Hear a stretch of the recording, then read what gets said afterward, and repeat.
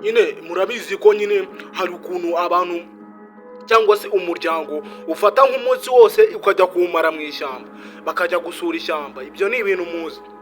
Hano hari abaje gusura ishyamba, nk'abantu mwe mujye mukora urugendo shuri musure navuga yuko uduce tw'u Rwanda kugira ngo mumenye igihugu, ariko mujye mu mashyamba muzi ikijya mbere muri iryo shyamba.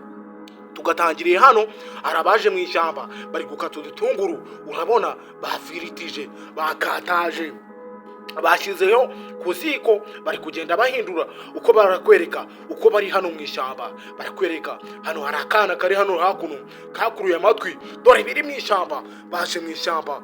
Ariko hano hari ibyasamye biri mu ishyamba. Uyu mwana asa nk'aho hari icyo yumvishe, uyu mwana afite ikintu asa nk'aho yumvishe, icyo yumvishe twe twakibonye, ariko abari hano bo ntago bakibonye. Ni gutya tugatangiye. Narakubwiye ngo nujya wumva ari njye uzajye wemera ko gatanu ku kandi ari nta mayobera uri buze gusobanukirwa.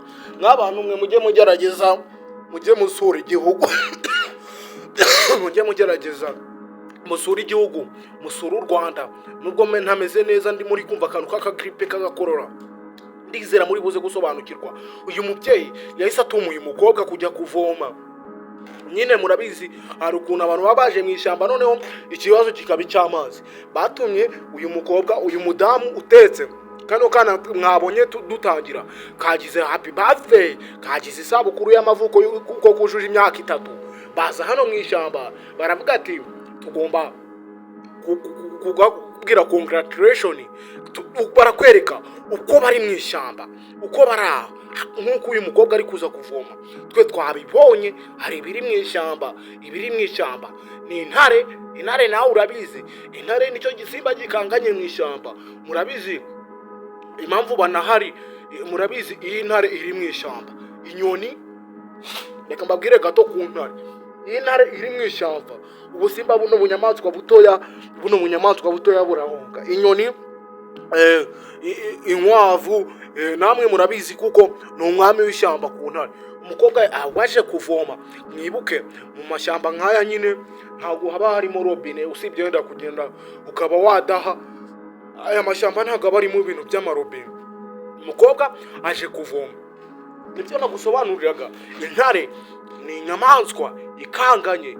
Iyo iri mu ishyamba nta bunyamusimba buba buraguruka nk'uko uri kubibona, nta bundi bunyamaswa buri gukoma, usibye aba bantu bari mu ishyamba. Nk'abantu mwe, nubwo muri iyi minsi nabonye nyine hari abari gusura ishyamba, hari abari kujya mu mashyamba. Hari naho nabonye yari yagiye mu majyepfo y'u Rwanda, inkende zawe zari zimukoreye ibya mfurambi.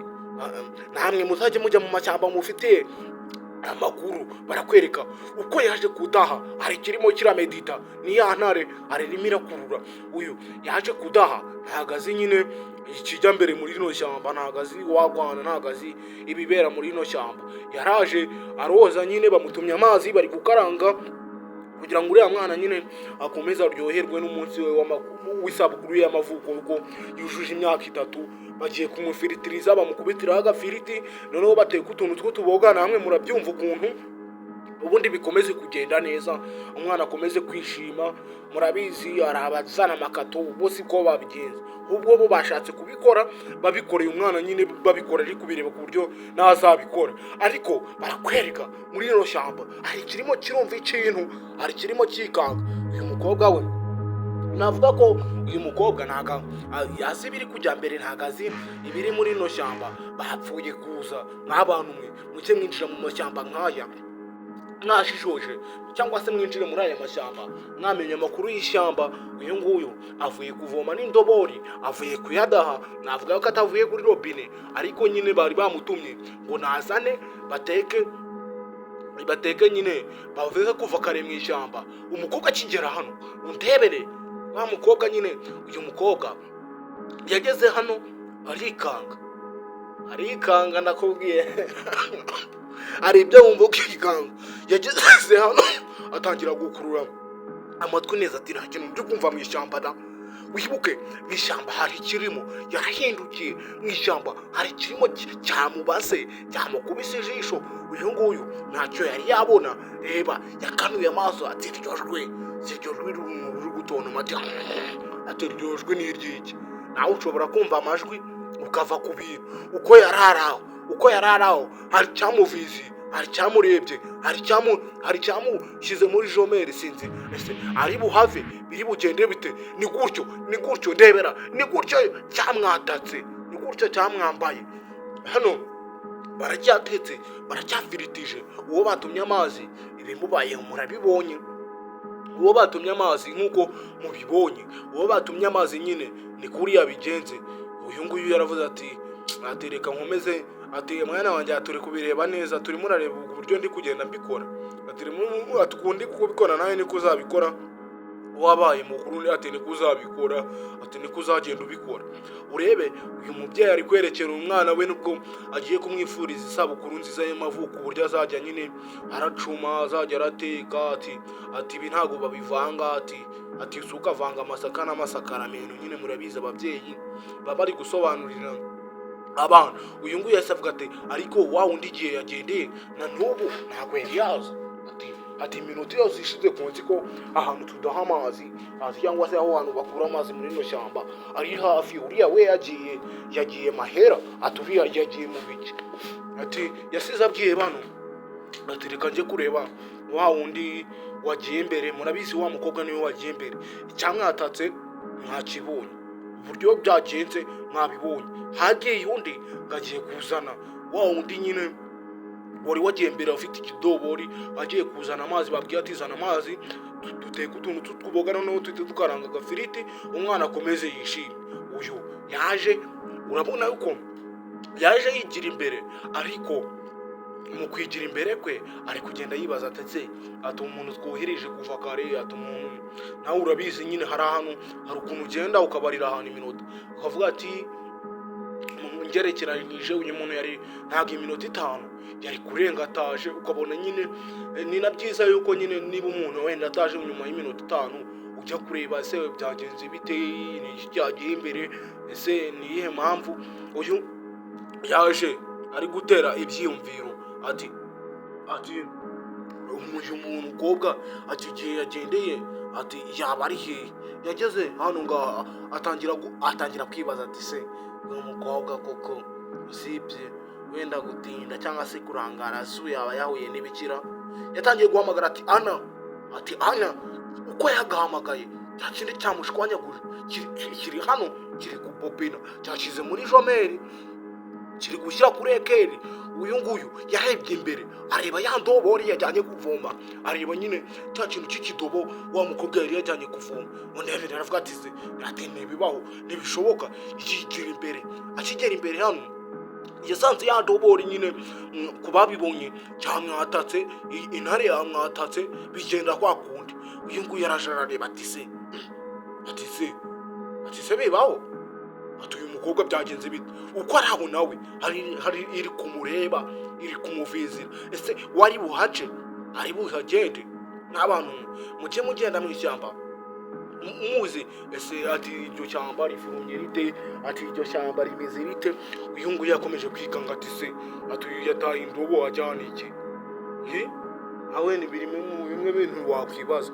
Wari wohereje umuntu ajyanye indobo ukabona yayitaye, wakwibaza yuko yajyanye. Ukararaho ari cyacanye ku jisho, hari cyamubaze kiri kumureba, kiri kureba ahantu ari nyine kugira ngo kibone uko kimwataka, kibone uko nyine nawe cyamwivugana. Uwa mbere uko byagenze mwabibonye, cyarabije amaso kiravuga ati reka nze nkwereka. Uyu we yakomeje kwigira imbere, biramucanga nyine, nawe byagucanga ukabura icyo ukora, biramucanga akanura amaso ati ukararaho. Yabonye wa mwenda, niba mwabyibonye neza, wa mukobwa yari yambaye, navuga ko ari nka furari, yari yambaye furari nyine. Ari ukuntu umuntu yambara furari akayambara mu izosi. Furari uyu mugore yayibonye hano ngaha, urabizi cyase kimwataka, cyamuriye, cyamurwanyaguje kuba twagatangiranye neza. Mwabibonye yaraje arareba hano ati ibintu ngiye ntabwo ndi kubyumva. Ati se uyu muntu ni gute yagiye kuvoma undi agati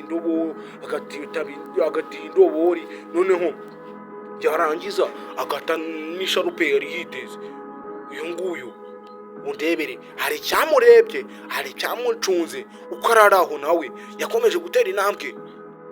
Ati se ati uyu mukobwa yagiye he? Akomeza guhamagara ariko uwari guhamagara ntabwo ari kwitaba. Mu kuba bizi hari icyamutwaye. Uyu nawe ukarara uko ahagaze hano hari ikimufite ku jisho, hari cya vizi, hari intare y'ishyamba ya vizi.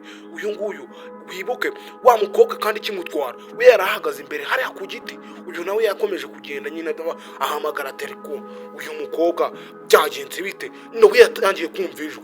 Yumvishijwe arikangamo yumvishwe kandi na wa mukobwa niko byagenze. Yumvishe ikintu yavuze ati ahantu ko hatuje, ati bimeze bite? We yagize ubwoba. Uyu muntu wibuke imbere yuko yantari mushwanyaguza yamuririye nawe ahantu nyine imbere hano kuri kino giti, kandi nawe ahagaze hafi yacyo uko yakamubaze.